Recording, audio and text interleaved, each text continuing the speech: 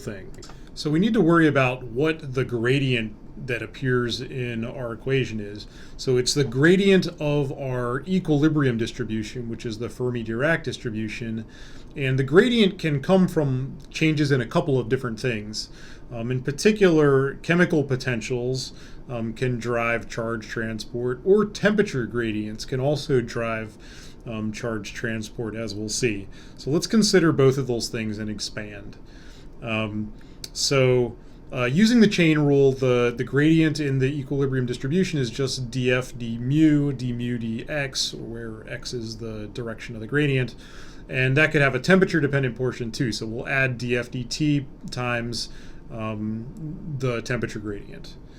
Both of those terms can be expanded, like the df d mu and df dt can be written more simply in terms of energy. To see that, what we'll need to do is take the Fermi-Dirac distribution and take some of these derivatives. So taking the derivative with respect to mu pops out a term that looks like minus 1 over kBt times the original thing, essentially, where the denominator now has a square.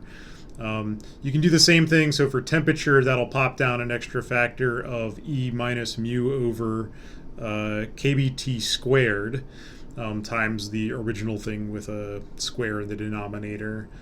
And one interesting thing you can see is that if you can actually write all of that in terms of the derivative with respect to energy pretty easily. Just to show you that, so if I take the derivative with respect to energy, it actually has a very similar prefactor. So actually, I need a little space, so let me move this stuff over. What you'll see is that df d mu can actually be written in terms of df dE.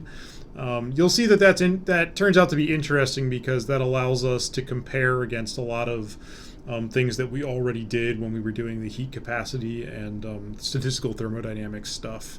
So what I'm going to do is I'm going to replace df d mu and df dt that appears in our gradient term with terms that involve df dE. So let's write out that gradient one more time. So our df d mu term can be written as minus df dE times d mu dx. And then the other term can be written as minus E minus mu over T times df dE times the temperature gradient itself. So that's actually what I'm going to plug inside those integrals that appeared on the previous page.